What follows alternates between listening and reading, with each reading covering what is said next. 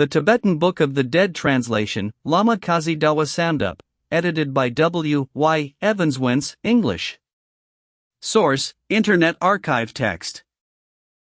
The Tibetan Book of the Dead, or the After-Death Experiences on the Bardo Plain English translation by Lama Kazi Dawa Samdup. Compiled and edited by W. Y. Evans-Wentz. Ebook by Sumum Forward.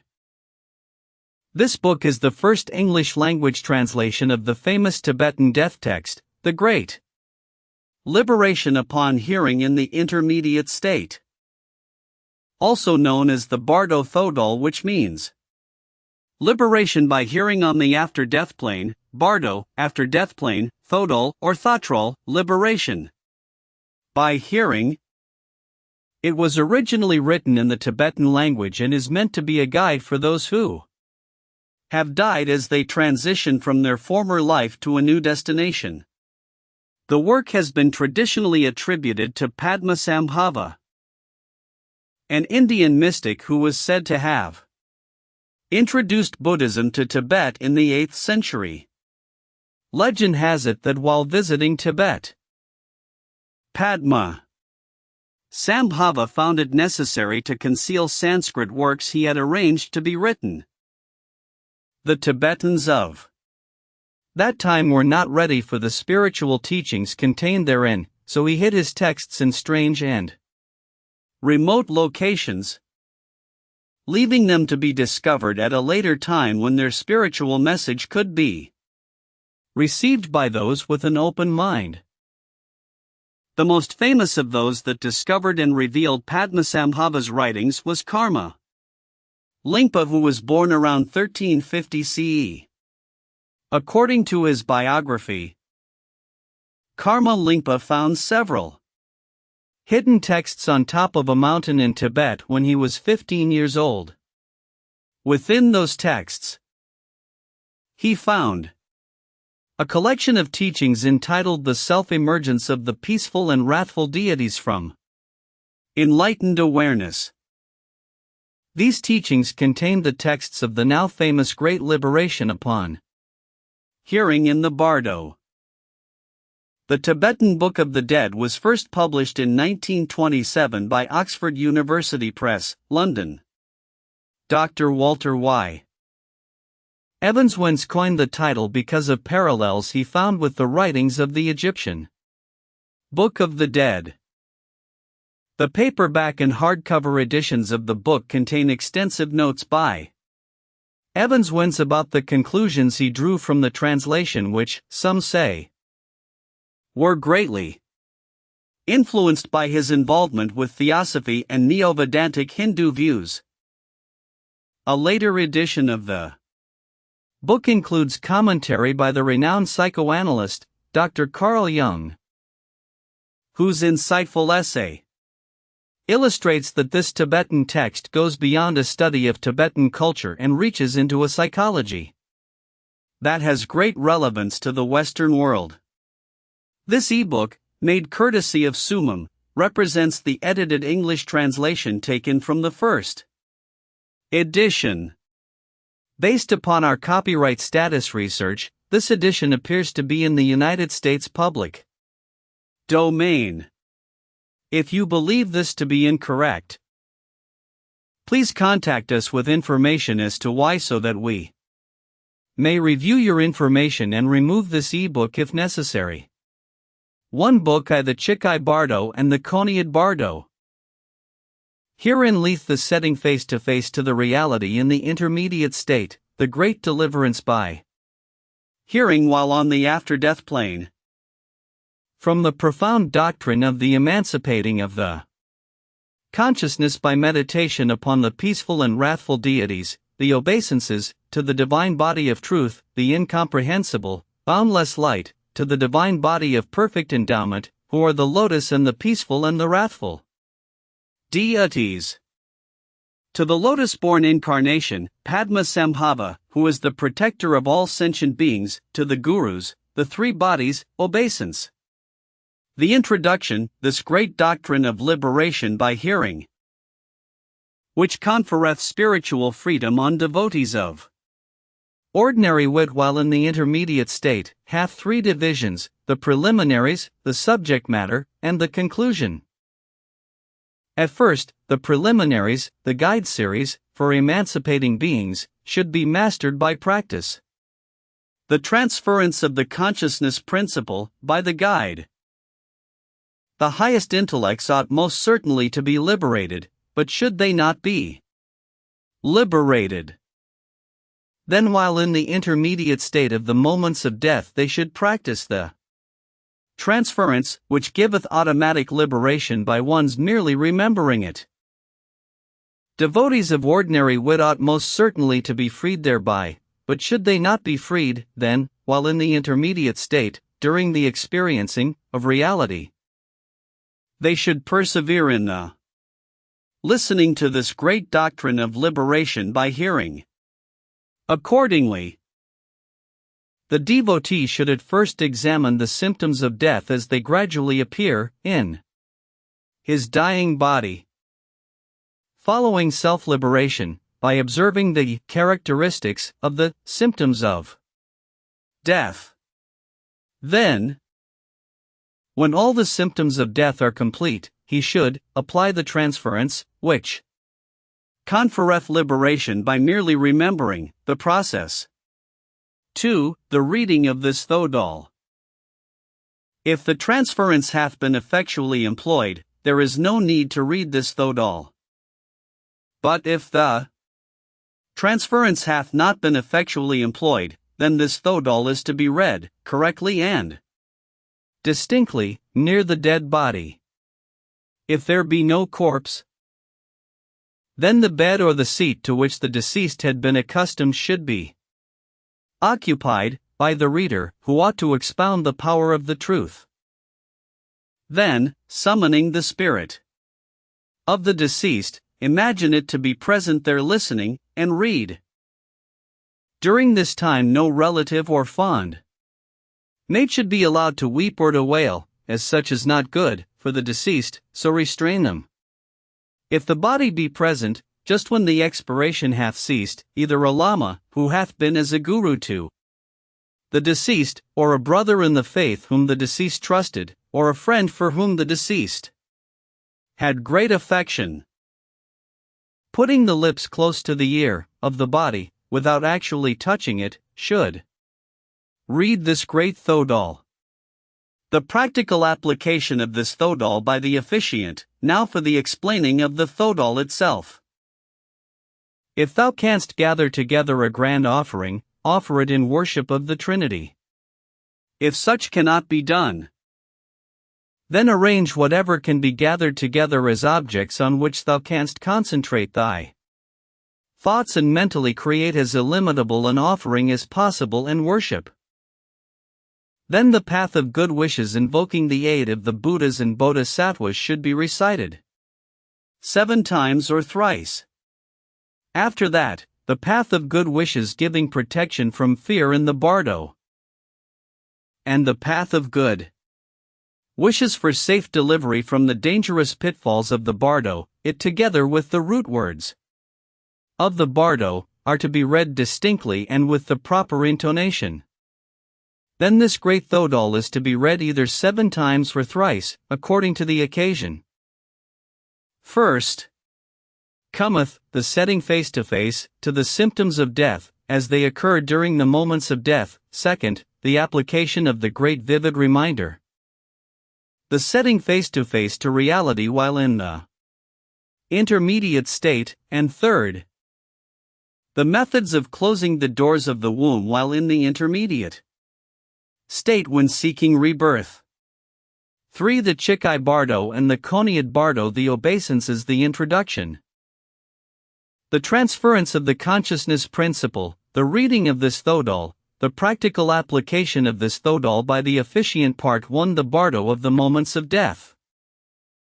Instructions on the symptoms of death, or the first stage of the Chikai Bardo, the primary clear light seen at the moment of death. Instructions concerning the second stage of the Chikai Bardo, the secondary clear light seen immediately after death. Part 2. The Bardo of the experiencing of reality. Introductory instructions concerning the experiencing of reality during the third stage of the bardo, called the Koniad bardo, when the karmic apparitions appear. The dawning of the peaceful deities, from the first to the seventh day, the first day, the second day, the third day, the fourth day, the fifth day, the sixth day, the seventh day.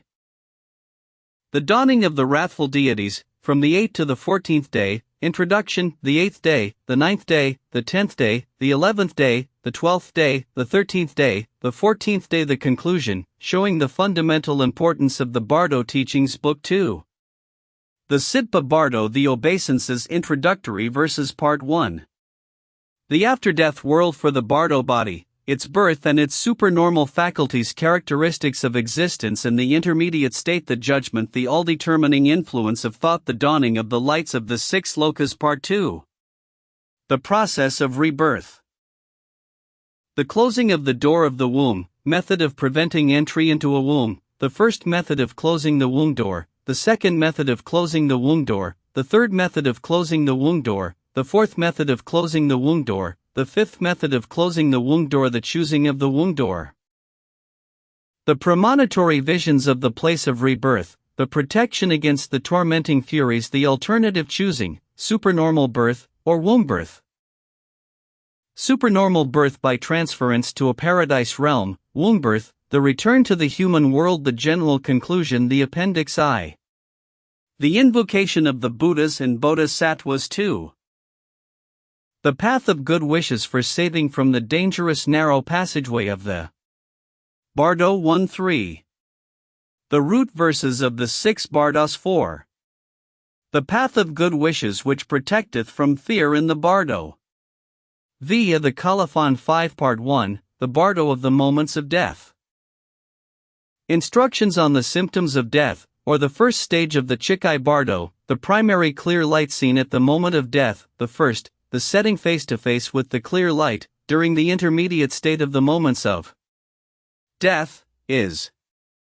Here, some there may be, who have listened much, to religious instructions, yet not recognized, and some, who, though recognizing, are, nevertheless, weak in familiarity. But all classes of individuals who have received the practical teachings, called guides, will, if this be applied to them, be set face to face with the fundamental clear light, and, without any intermediate state, they will obtain the unborn Dharmakaya, by the great perpendicular path. The manner of application is: it is best if the Guru from whom the deceased received guiding instructions can be had, but if the Guru cannot be obtained, then a brother of the faith, or if the latter is also unobtainable, then a learned man of the same faith, or, should all these be unobtainable, then a person who can read correctly and distinctly ought to read this many times over. Thereby, the deceased will be put in mind of what he had previously heard of the setting face to face, and will at once come to recognize that fundamental light and undoubtedly obtain liberation. As regards the time for the application of these instructions, when the expiration bath ceased, the vital force will have sunk into the nerve center of wisdom, and the knower will be experiencing the clear light of the natural condition. Then, the vital force being thrown backwards and flying downwards through the right and left nerves, the intermediate state momentarily dawns. The above directions should be applied before the vital force hath rushed into the left nerve, after first having traversed the navel nerve center. The time ordinarily necessary for this motion of the vital force is as long as the inspiration is still present, or about the time required for eating a meal. Then the manner of the application of the instructions is when the breathing is about to cease. It is best if the transference hath been applied efficiently. If the application hath been inefficient, then, address the deceased, thus, O nobly born, so and so by name, the time hath now come for thee to seek the path, in reality. Thy breathing is about to cease. Thy Guru hath set thee face to face before with the clear light, and now thou art about to experience it in its reality in the Bardo state, wherein all things are like the void and cloudless sky, and the naked spotless intellect is like unto a transparent vacuum without circumference or center. At this moment, know thou thyself, and abide in that state. I, too, at this time, am setting thee face to face. Having read this, repeated many times in the ear of the person dying, even before the expiration hath ceased, so as to impress it on the mind of the dying one. If the expiration is about to cease, turn the dying one over on the right side, which posture is called the lying posture of a lion. The throbbing of the arteries, on the right and left side of the throat, is to be pressed. If the person dying be disposed to sleep, or if the sleeping state advances, that should be arrested, and the arteries pressed gently but firmly. Thereby the vital force will not be able to return from the median nerve and will be sure to pass out through the Brahmanic aperture. Now the real setting face to face is to be applied. At this moment, the first glimpsing of the bardo of the clear light of reality, which is the infallible mind of the Dharmic Daya, is experienced by all sentient beings. The interval between the cessation of the expiration and the cessation of the inspiration is the time during which the vital force remaineth in the median nerve. The common people call this the state wherein the consciousness principle hath fainted away. The duration of this state is uncertain. It dependeth upon the constitution, good or bad, and the state of the nerves and vital force.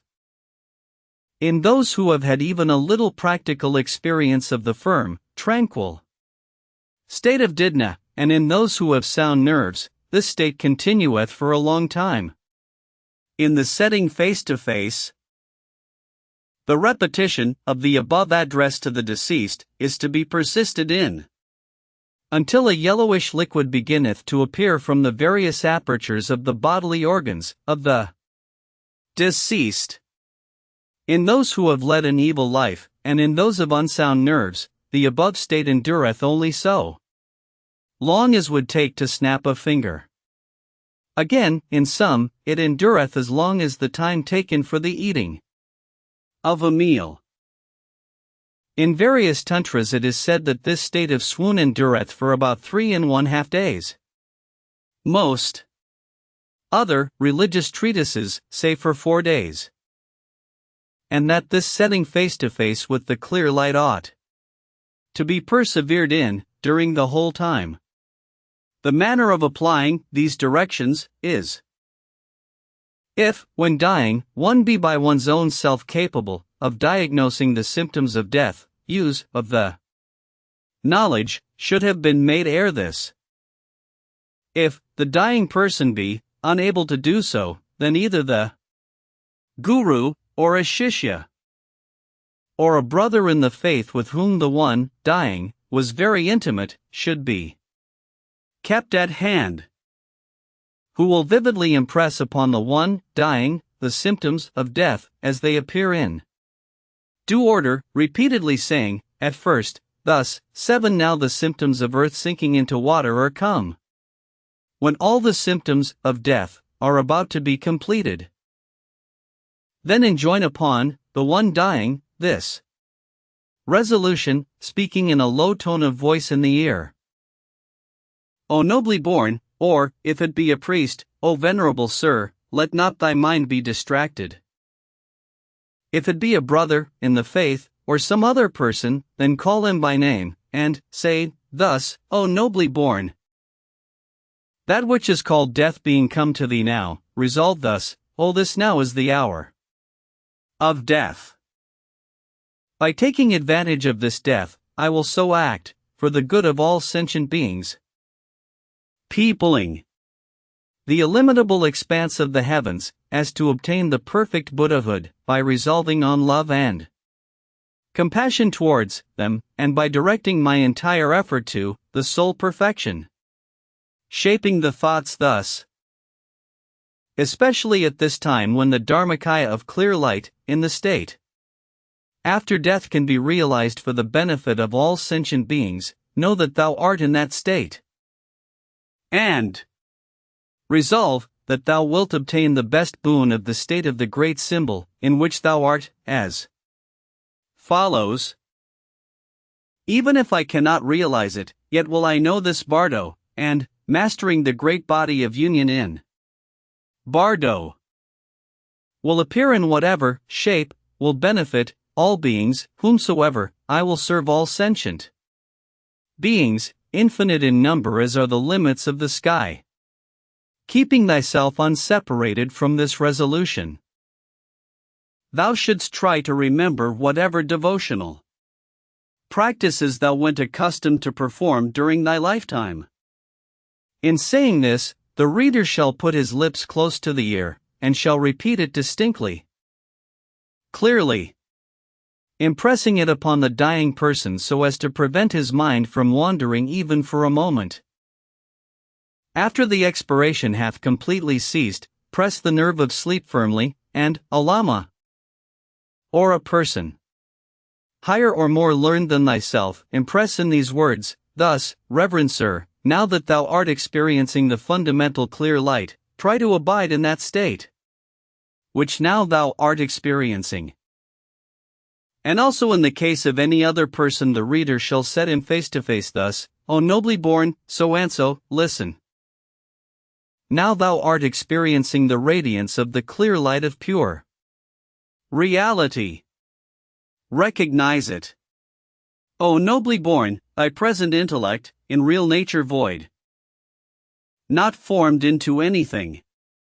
As regards characteristics or color, naturally void, is the very reality, the all-good. Thine own intellect, which is now voidness. Yet not to be regarded as of the voidness of nothingness, but as being the intellect itself, unobstructed, shining, thrilling, and blissful, is the very consciousness, the all-good Buddha. Thine own consciousness, not formed into anything, in reality void, and the intellect, shining and blissful, these two are inseparable.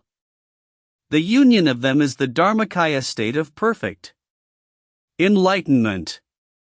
8. Thine own consciousness, shining, void, and inseparable from the great body of radiance, hath no birth, nor death, and is the immutable light, Buddha Amadba. Knowing this is sufficient. Recognizing the voidness of thine own intellect to be Buddhahood, and looking upon it as being thine own consciousness, is to keep thyself in the state of the divine mind of the Buddha. Repeat this distinctly and clearly 3 or even 7 times. That will recall to the mind of the dying 1. The former, i.e. when living, setting face to face by the Guru. Secondly, it will cause the naked consciousness to be recognized as the clear light, and, thirdly, recognizing one's own self, thus 1. Becometh permanently united with the Dharmakaya and liberation will be certain. Instructions concerning the second stage of the Chikai Bardo, the secondary clear light seen immediately after death, thus the primary clear light is recognized and liberation attained. But if it be feared that the primary clear light hath not been recognized, then it can certainly be assumed there is dawning upon the deceased that called the secondary clear light, which dawneth in somewhat more than a mealtime period after that the expiration hath ceased, according to one's good or bad karma. The vital force floweth down into either the right or left nerve, and goeth out through any of the apertures of the body. Then cometh a lucid condition of the mind.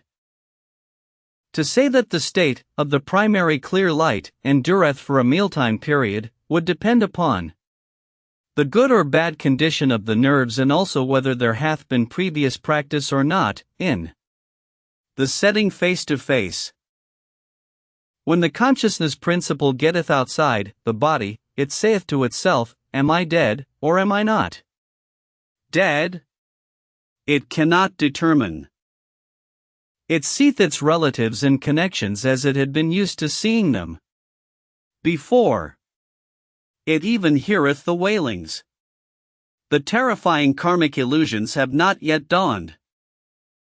Nor have the frightful apparitions or experiences caused by the lords of death yet come. During this interval, the directions are to be applied by the Lama or reader. There are those devotees of the perfected stage and of the visualizing stage.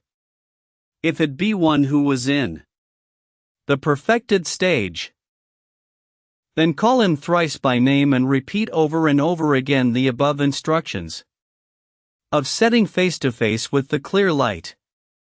If it be one who was in the visualizing stage, then read out to him the introductory descriptions and the text of the meditation on his tutelary deity, and then say, O thou of noble birth, meditate upon thine own tutelary deity. Here the deity's name is to be mentioned by the reader. Do not be distracted. Earnestly concentrate thy mind upon thy tutelary deity. Meditate upon him as if he were the reflection of the moon in water, apparent yet inexistent in itself. Meditate upon him as if he were a being with a physical body. So saying, the reader will impress it. If the deceased be of the common folk, say, 9 meditate upon the great compassionate Lord. By thus being set face to face, even those who would not be expected to recognize the bardo, unaided, are undoubtedly certain to recognize it. Persons who while living had been set face to face with the reality by a guru, yet who have not made themselves familiar with it, will not be able to recognize the bardo clearly by themselves. Either a guru or a brother in the faith will have to impress vividly such persons. There may be even those who have made themselves familiar with the teachings, yet who, because of the violence of the disease causing death, may be mentally unable to withstand illusions. For such, also, this instruction is absolutely necessary. Again, there are those who, although previously familiar with the teachings, have become liable to pass into the miserable states of existence, owing to breach of vows or failure to perform essential obligations honestly. To them, this instruction is indispensable. If the first stage of the bardo path been taken by the forelock, that is best. But if not, by application of this distinct recalling to the deceased, while in the second stage of the bardo, his intellect is awakened and attaineth liberation. While on the second stage of the bardo, one's body is of the nature of that called the shining illusory body. Not knowing whether he be dead or not, a state of lucidity cometh to the deceased. If the instructions be successfully applied to the deceased while he is in that state, then, by the meeting of the mother reality and the offspring reality, karma controlleth not. Like the sun's rays, for example, dispelling the darkness, the clear light on the path dispelleth the power of karma. That which is called the second stage of the bardo dawneth upon the thought body. The knower hovereth within those places to which its activities had been limited. If at this time this special teaching be applied efficiently, then the purpose will be fulfilled, for the karmic illusions will not have come yet, and, therefore, he, the deceased, cannot be turned hither and thither from his aim of achieving enlightenment. 10. The Bardo of the Experiencing of Reality. Introductory instructions concerning the experiencing of reality during the third stage of the Bardo, called the Coniad Bardo, when the karmic apparitions appear, but even though the primary clear light be not recognized. The clear light of the second Bardo being recognized, liberation will be attained. If not liberated even by that, then that called the third Bardo or the Coniad Bardo dawneth. In this third stage of the Bardo, the karmic illusions come to shine. It is very important that this great setting face to face of the Coniad Bardo be read. It hath much power and can do much good. About this time, the deceased can see that the share of food is being set aside, that the body is being stripped of its garments, that the place of the sleeping rug is being swept, can hear all the weeping and wailing of his friends and relatives, and although he can see them and can hear them calling upon him, they cannot hear him calling upon them, so he goeth away displeased. At that time, sounds, lights, and rays, all three, are experienced. These awe, frighten, and terrify, and cause much fatigue. At this moment, this setting face to face with the Bardo, during the experiencing of reality is to be applied. Call the deceased by name, and correctly and distinctly explain to him, as follows. O nobly born, listen with full attention, without being distracted. There are 6 states of Bardo, namely, the natural state of Bardo while in the womb, the Bardo of the dream state, the Bardo of ecstatic equilibrium, while in deep meditation, the Bardo of the moment of death, the Bardo, during the experiencing of reality, the Bardo of the inverse process of samsaric existence. These are the 6. O nobly born, thou wilt experience 3 Bardos, the Bardo of the moment of death, the Bardo, during the experiencing of reality, and the Bardo while seeking rebirth. Of these 3, up to yesterday, thou hadst experienced the Bardo of the moment of death. Although the clear light of reality dawned upon thee, thou wert unable to hold on, and so thou hast to wander here. Now henceforth thou art going to experience the other 2, the Coniad Bardo and the Sitpa Bardo. Thou wilt pay undistracted attention to that with which I am about to set thee face to face, and hold on, O nobly born, that which is called death hath now come. Thou art departing from this world, but thou art not the only one. Death cometh to all. Do not cling, in fondness and weakness, to this life. Even though thou clingest out of weakness, thou hast not the power to remain here. Thou wilt gain nothing more than wandering in this samsara. Be not attached to this world, be not weak. Remember the precious Trinity. 11 O nobly born. Whatever fear and terror may come to thee in the Coniad Bardo, forget not these words, and, bearing their meaning at heart, go forwards, in them lieth the vital secret of recognition. Alas! When the uncertain experiencing of reality is dawning upon me here, with every thought of fear or terror or awe for all apparitional appearances set aside, may I recognize whatever visions appear as the reflections of mine own consciousness, may I know them to be of the nature of apparitions in the Bardo.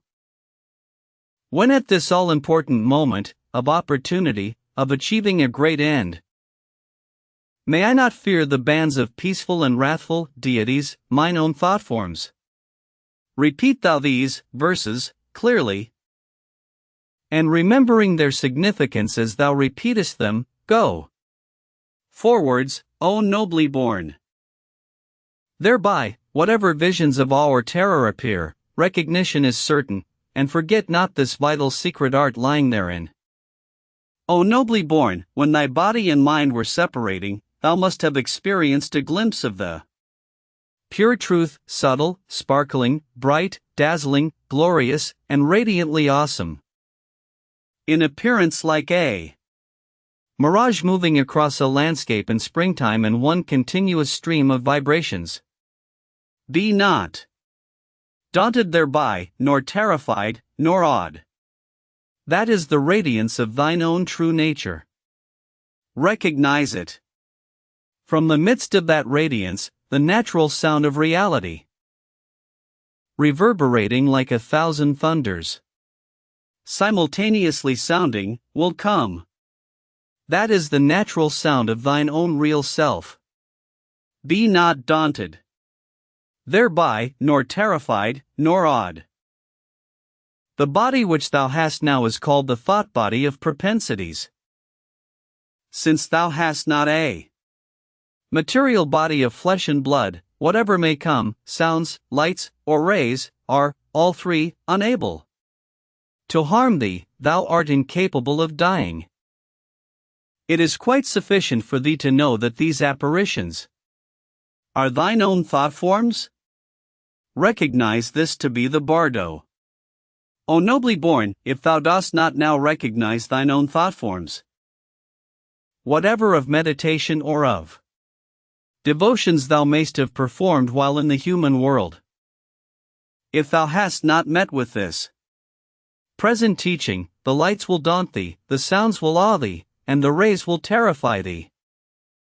Shouldst thou not know this all-important key to the teachings, not being able to recognize the sounds, lights, and rays, thou wilt have to wander in the samsara. The dawning of the peaceful deities, from the first to the seventh day.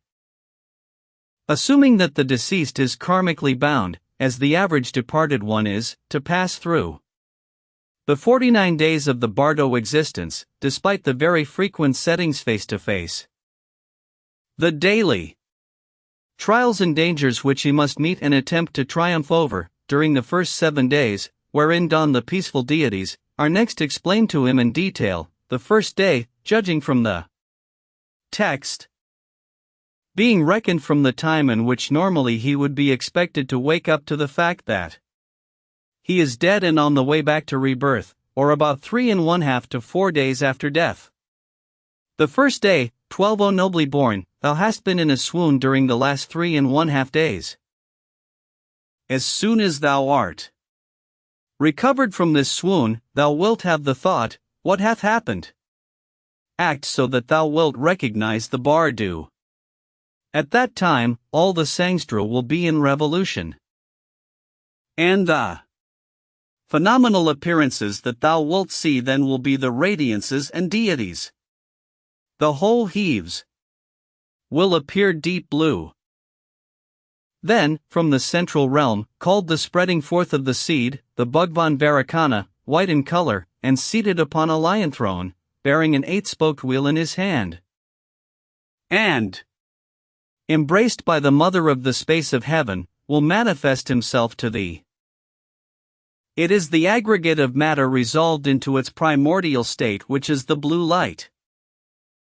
The wisdom of the Dharmadhatu, blue in color, shining, transparent, glorious, dazzling, from the heart of Varakana as the Father-Mother, will shoot forth and strike against thee with a light so radiant that thou wilt scarcely be able to look at it. Along with it, there will also shine a dull white light from the Devas, which will strike against thee in thy front. Thereupon, because of the power of bad karma, the glorious blue light of the wisdom of the Dharma Dhatu will produce in thee fear and terror, and thou wilt, with to, flee from it. Thou wilt beget a fondness for the dull white light of the Devas. At this stage, thou must not be awed by the divine blue light which will appear shining, dazzling, and glorious, and be not startled by it. That is the light of the Tathagata, called the light of the wisdom of the Dharmadhatu. Put thy faith in it, believe in it firmly, and pray unto it, thinking in thy mind that it Is the light proceeding from the heart of the Bhagwan Vairocana coming to receive thee while in the dangerous ambuscade of the bardo? That light is the light of the grace of Vairocana. Be not fond of the dull white light of the Devas. Be not attached to it, be not weak. If thou be attached to it, thou wilt wander into the abodes of the Devas and be drawn into the whirl of the 6 lokas.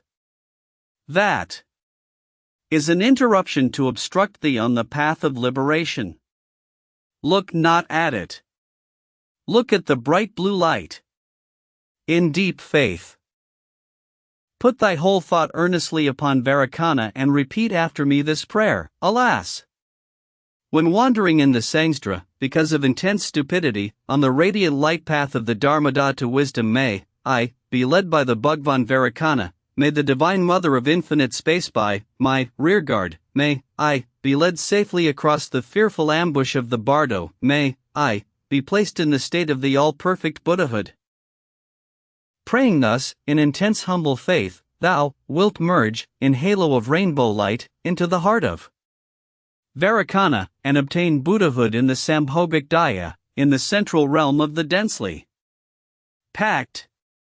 The second day, 13. But if, notwithstanding this setting face to face, through power of anger or obscuring karma, one should be startled at the glorious light and flee, or be overcome by illusions, despite the prayer, on the second day, Vajrasattva and his attendant deities, as well as one's evil deeds, meriting hell, will come to receive one. Thereupon the setting face to face is, calling the deceased by name, thus, O nobly born, listen undistractedly. On the second day the pure form of water will shine as a white light. At that time, from the deep blue eastern realm of preeminent happiness, the Bhagwan Akshobhya, as at Vajrasattva, blue in color, holding in his hand a 5-pronged dorj, seated upon an elephant throne, and embraced by the mother Mamaki, will appear to thee, attended by the Bodhisattvas Kshitigarbha and Maitreya, with the female Bodhisattvas, Lasima and Pushpima. These 6 Bodic deities will appear to thee, the aggregate of thy principle of consciousness, being in its pure form, which is the mirror-like wisdom, will shine as a bright, radiant white light, from the heart of Vajrasattva, the Father-Mother, with such dazzling brilliancy and transparency that thou wilt scarcely be able to look at it, and will strike against thee. And a dull, smoke-colored light from hell will shine alongside the light of the mirror-like wisdom, and will, also, strike against thee. Thereupon, through the power of anger, thou wilt beget fear and be startled at the dazzling white light, and wilt wish to flee from it. Thou wilt beget a feeling of fondness for the dull smoke-colored light from hell. Act then so that thou wilt not fear that bright, dazzling, transparent white light. Know it to be wisdom. Put thy humble and earnest faith in it. That is the light of the grace of the Bhagwan Vajra Sattva. Think, with faith, I will take refuge in it, and pray.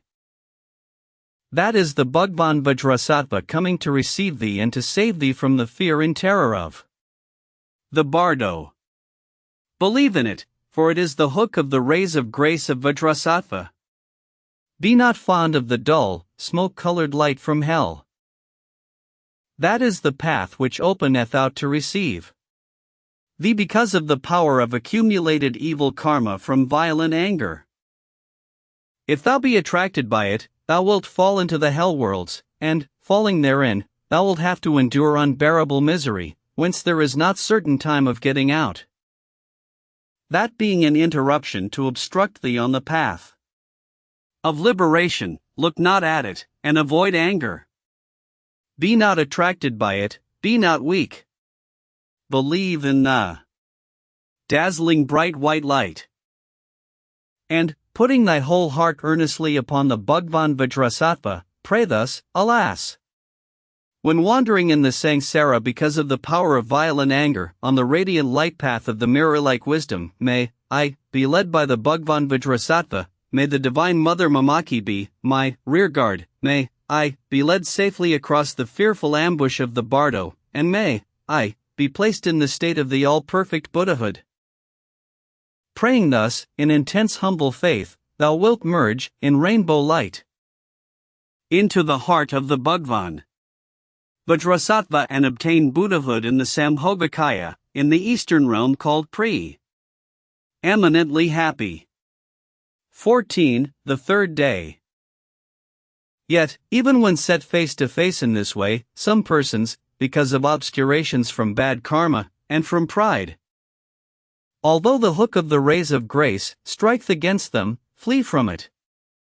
If one be one of them, then, on the third day, the Bhagwan Ratnasambhava and his accompanying deities, along with the light path from the human world, will come to receive one simultaneously. Again, calling the deceased by name, the setting face to face is thus.